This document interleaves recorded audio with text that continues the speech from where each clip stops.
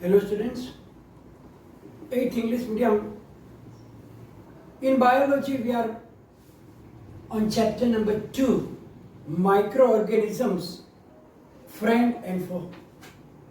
Now in previous lectures we learned about their uses. It means beneficial microbes means they are useful for us in so many different ways, like to make the curd and cheese from the milk.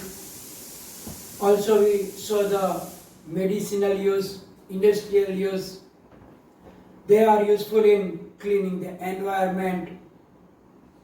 They are helping in the soil fertility increasing also. Now the other way means the harmful microorganisms are also there. Now these microorganisms are harmful in so many different ways. Like some of them can cause diseases in human beings. Not only in human beings, but they can cause diseases in the plants and in other animals also. So now these disease causing microorganisms, they are known as pathogens. So virus, bacteria, fungi, that some of them are the disease causing microorganisms. So they are known as the pathogens. And that pathogens can spread the disease. Now, some microorganisms also spoil our food, our clothing, and some other items like the leather, etc. also. So, we have to learn about them, that how they are harmful for us. First, we will learn about all that disease causing microorganisms. First, we will talk about that in humans, that how the microorganisms spread some diseases in human beings. Because we know that the pathogens are very, very tiny. So they can enter in our body. How? Either through the mouth or nose, etc. They can enter our body through the air we breathe. From that also they can enter in our body. Similarly, when we eat food or drink water or some other drinks, cold drinks or something, so through that also those microorganisms can enter our body. And some of them can spread through the direct contact also. So they are transmitted also from an affected person to a healthy person also. Now these microbial diseases that can spread from an infected person to a healthy person through any agencies are called communicable diseases. Thus, most of the diseases that causing by the microbes are the communicable diseases. It means that they can spread from an affected person to a healthy person through any agencies. So they are known as disease causing microorganisms. The diseases are known as the communicable diseases. And as we talked that they can spread from infected person to healthy person through agencies. What are these agencies actually? So agencies can be anything like air, contaminated food, water and other drinks, and physical contacts. That are the agencies that by which means they can go from one person to another person. So these are the agencies like water, contaminated food, and the other drinks, and direct contact, physical contact. Because some diseases are such that when we touch that infected person also, it can spread through the other person to healthy person. So those communicable diseases are like cholera, common flu, chickenpox, tuberculosis, etc. You know, most generally when we are have disease like common cold, then when a person having common cold, when sneeze, then we know that small, so many droplets are spread in the air. And then with that fine drops that have lots of thousands of viruses in it. And that viruses can spread in the air, and then it can enter the persons who are surrounding. And then that virus will go in the body of that healthy person, and that can also catch that disease. So they are very active, and so therefore we are advised the people who are suffering from cold that they must keep the hand or a handkerchief or a tissue against the nose so that they can stop spreading that droplets in the air. Because in the droplet there are so many viruses, and they can spread through the air to the healthy person also. So we must be very careful when we are suffering from this type of diseases. So it is causing infection, so we have to be very careful. Now flies carry the disease causing microbes from excreta of the infected person to the food of a healthy person. We know that the flies are sitting everywhere.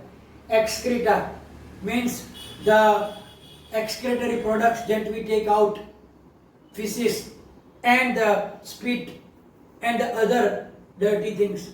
So now when they sit on that excreta, the disease causing microbes can stuck on their body, on their legs. Now flies come away, and if our food is open, we know that sometimes that flies sit on our food also.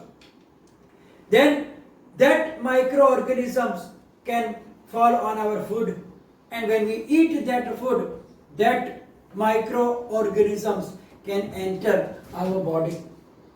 So they are known as the carriers of the microbes. It means that the disease is not caused by the flies, but they bring the microbes that are causing diseases. So it is the flies and the other insects also, like cockroaches or the other mosquitoes, etc.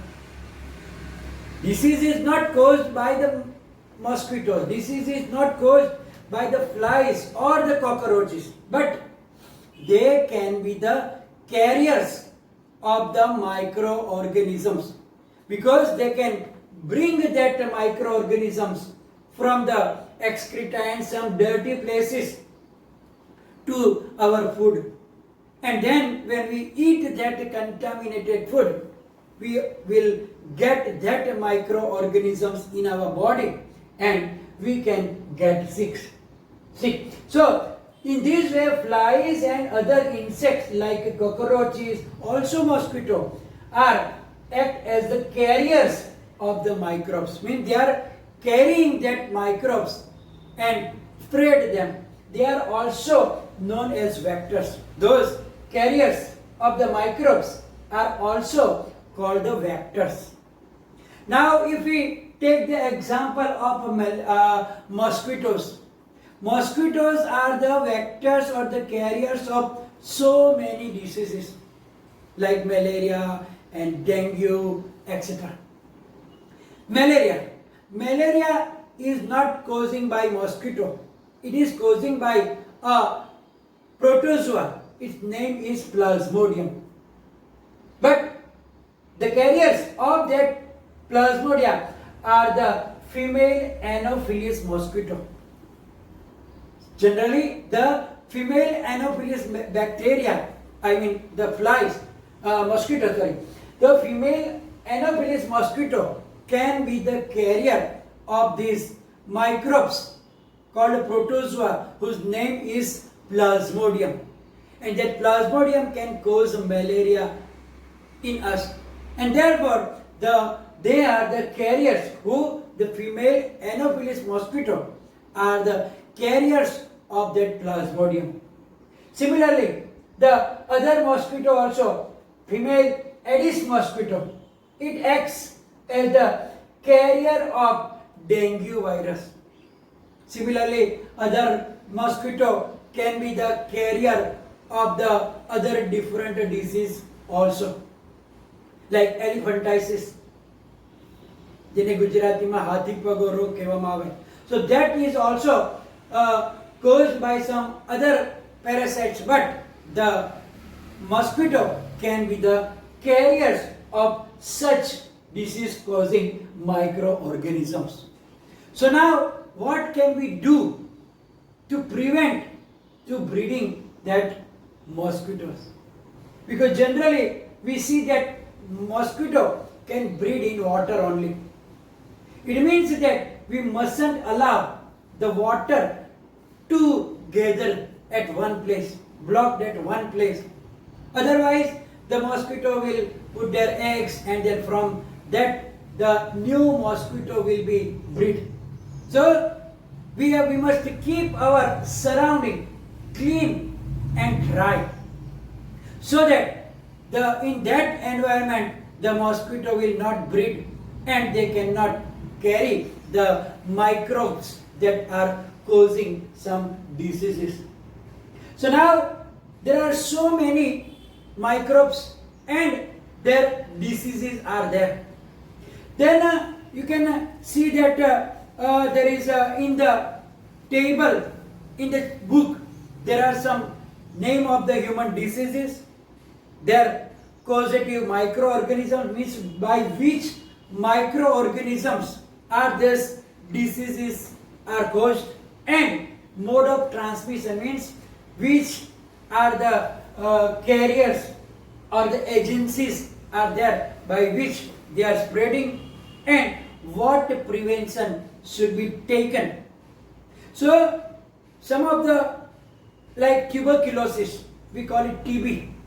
TB is caused by a microorganisms whose name is bacteria, and it can spread through the air. Similarly, measles. Measles are also a human disease, communicable disease, and it is caused by virus, and it is spreading through air. Then chicken pox, જેને ગુજરાતીમાં અછબડા કહીએ છીએ. So that chicken pox is caused by a type of viruses, and it can spread through air also, and by touching, means by contact the person also. Then the other is polio. Polio is also caused by a virus and also spread through the air or water also. So these all have a general preventive measures. That what can we do? First thing is the vaccination. We already learned about that vaccination. Then keep the patient in complete isolation. So if person is having this type of diseases, then it must be isolated, because if so many person will come in its contact, then it can spread directly very quickly. So it must be keep isolated and keep the belongings of that person, like the towel, his utensils, his clothes, etc., separately, clean them separately, and vaccination also should be given. That is the general preventive measures for this type of diseases. Then the others are cholera and typhoid. Cholera and typhoid both are caused by some different types of bacteria, and that bacteria are transmitted either by the water or by the food also. And what can we do for these things? Maintain personal hygiene, means keep our body totally clean, wash it properly and keep it dry. Good sanitary habits. Sanitary habits means wash your hands before you eat, after you go to toilet, etc. So that hygienic habits will save you to get that diseases. And boiled drinking water. If this type of diseases are around you, we have to use the boiling water, because some of the bacteria can die when we boil the water. So the boiled water should be used in this situation, and obviously the vaccination also. Then another is hepatitis A, and it is also caused by a virus, and mode of transmission is water. And in this time also, because of the water it is spreading, it means we have to use the boiling water, and some vaccination also is needed.